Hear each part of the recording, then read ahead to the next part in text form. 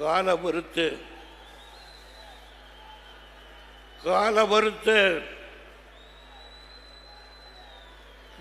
ಈ ಮಾತನ್ನ ಹೇಳುವಾಗ ನನಗೆ ದೈವದಲ್ಲಿ ನಂಬಿಕೆ ಇದೆ.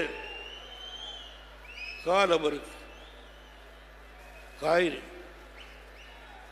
ಸ್ವಲ್ಪ ಕಾಯಿ.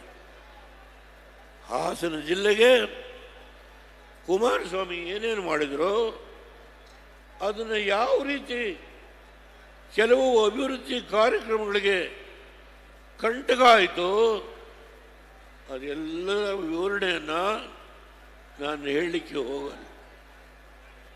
ಏರ್ಪೋರ್ಟ್ ಅದರ ಸ್ಥಿತಿ ಏನಾಗಿದೆ ಚರ್ಚೆ ಬೇಡ.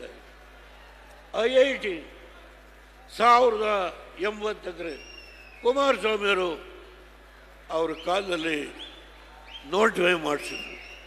ಈಗ ಆ ಜಾಗವನ್ನು ಯಾರ್ಯಾರು ಹೊಡ್ಕೋಬೇಕು ಅಂತ ಹೇಳಿ ನಡೆಸ್ತಾ ಇದ್ದಾರೆ, ಎಲ್ಲ ಗೊತ್ತಿದೆ.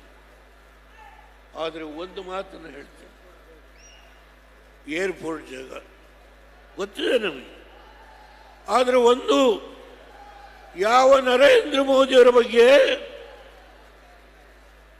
ಅವತ್ತು ಬಿ ಟೀಮ್ ಅಂತ ಹೇಳಿದ್ರು ದೇವೇಗೌಡರನ್ನ, ಅದೇ ದೇವೇಗೌಡ ಯಾವ ಬಿ ಟೀಮ್ ಅಂತ ಹೇಳಿದಂಥ ಭಾರತೀಯ ಜನತಾ ಪಾರ್ಟಿ ಜೊತೆಗೆ NDAನಲ್ಲಿ ಪಾಲುದಾರರಾಗಿ ನಾವು ಅಧಿಕಾರವನ್ನು ನಡೆಸ್ಕೊಳ್ತೇವೆ.